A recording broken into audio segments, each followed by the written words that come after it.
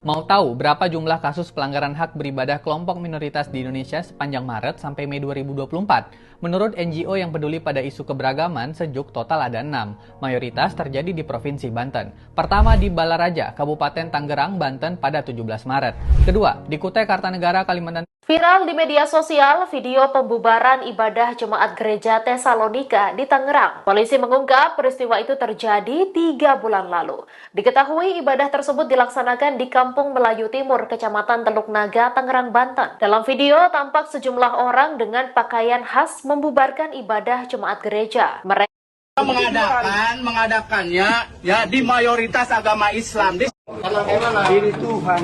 Udah, Pak, mau ibadah, Pak. Mau ibadah dulu, Pak. Silakan jelaskan.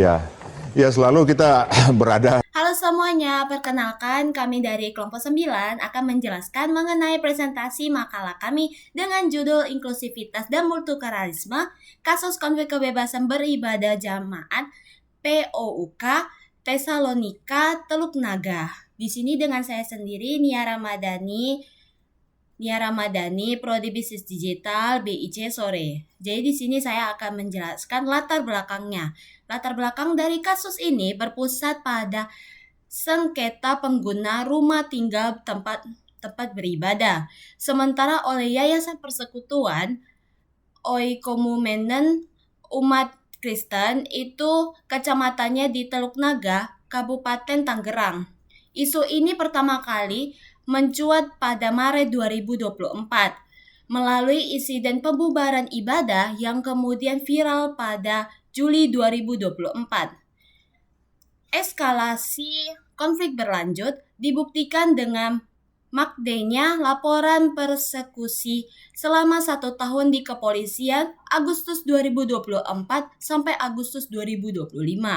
Puncaknya adalah penyegelan rumah doa di POUK Tesalonika pada April 2025, bertepatan dengan perayaan Paskah pada orang beragama Kristen. Sementara kontekstual, kasus ini menjadi representasi ketegangan antara jaminan konstitusional kebebasan ibadah yang dijamin pasal 29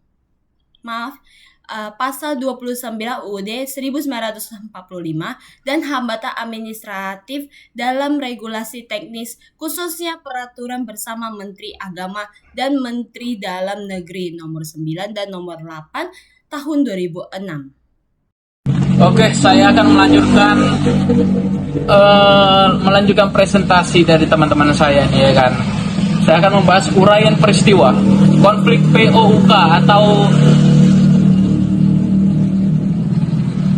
pedoman umum organisasi kemahasiswaan ya kan. Tesalonika Teluk Naga menunjukkan siklus ketegangan yang terstruktur. Di fase pertama, fase konflik terbuka itu di Maret 2024. Awal masalah ada tindakan main hakim sendiri atau self-help oleh sekelompok warga yang membubarkan ibadah jemaat POUK Tesalonika. Tindakan ini yang diwarnai intimidasi dan olok-olok terjadi setelah masa kontrak gereja berakhir. Memaksa jemaat menggunakan rumah yayasan sebagai tempat ibadah sementara. Itu di fase pertama, fase konflik terbuka. Terus di fase kedua, di fase meditasi dan kompromi itu di Maret sampai Juli 2024. Pihak kepolisian FKUB dan Pemkab Tangerang berupaya meredam konflik dengan mediasi.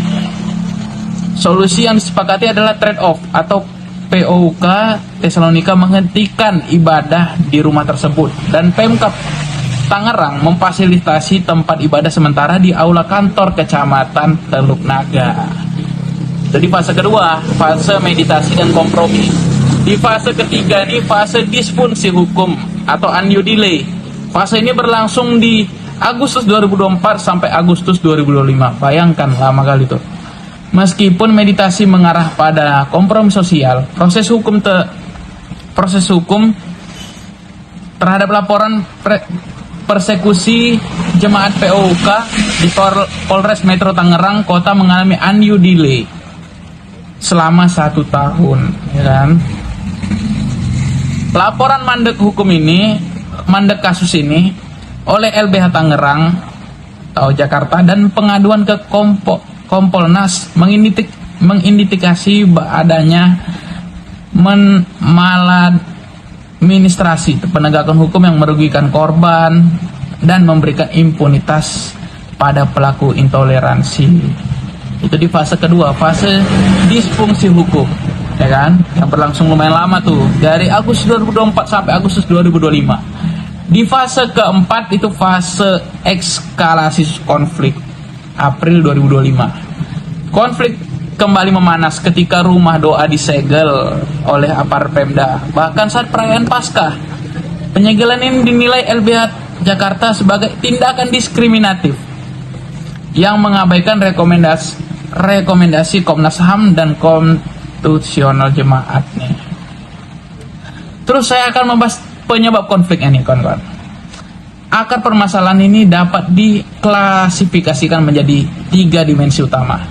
Dimensi pertama, dimensi yuridis administratif. Fokus utama adalah menggunakan bangunan 2 rumah di perumahan Mutiara Garuda. Saya menyebut di perumahan tersebut, ya kan, yang tidak memenuhi syarat persetujuan bangunan atau PBG dan kriteria PBM 2 menteri untuk rumah ibadah. Pemanfaatan bangunan non-ibadah untuk kegiatan keagamaan sering menjadi celah regulasi yang dipersoalkan. Itu di dimensi pertama. Saya akan membahas dimensi kedua.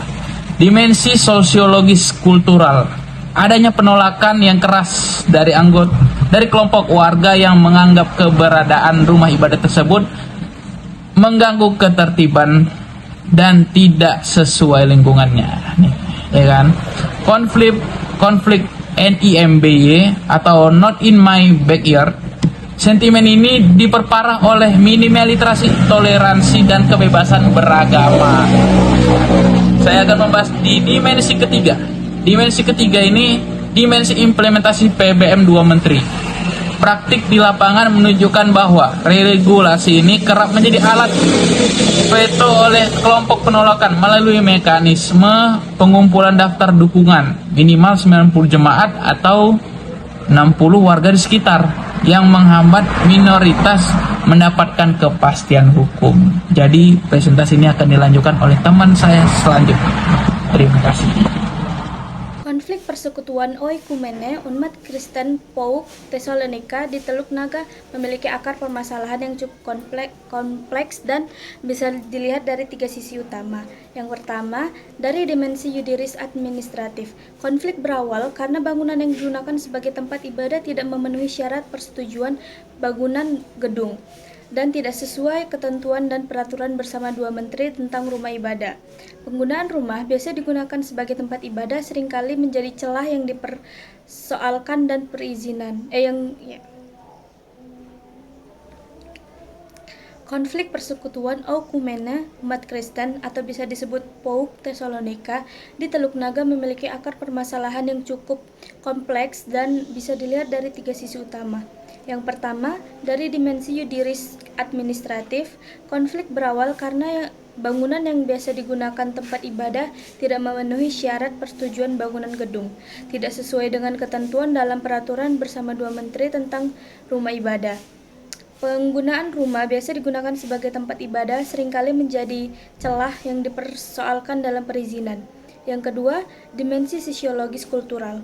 Muncul penolakan dari sebagian warga sekitar yang menganggap kegiatan ibadah tersebut mengganggu ketertiban lingkungan. Sikap seperti ini dikenal sebagai NIMBY atau not in my backyard, menolak sesuatu bukan karena salah, tapi karena tidak ingin hal itu ada di sekitar tempat tinggal. Rendahnya pemahaman tentang toleransi dan kebebasan beragama membuat situasi semakin tegang. Yang ketiga, dari dimensi implementasi PBM 2 menteri, aturan yang seharusnya menjadi pedoman justru sering digunakan sebagai alat penolakan. Syarat administratif seperti pengumpulan dukungan warga seringkali dimanfaatkan untuk menghambat kelompok minoritas memperoleh izin yang sah.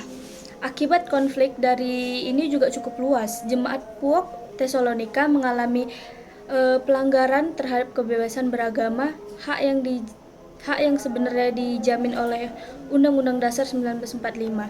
Selain itu, terjadi pelemahan supremasi hukum karena laporan persekusi terhadap jemaat berjalan lambat, menimbulkan kesan bahwa pelaku intoleransi bisa lolos tanpa hukuman.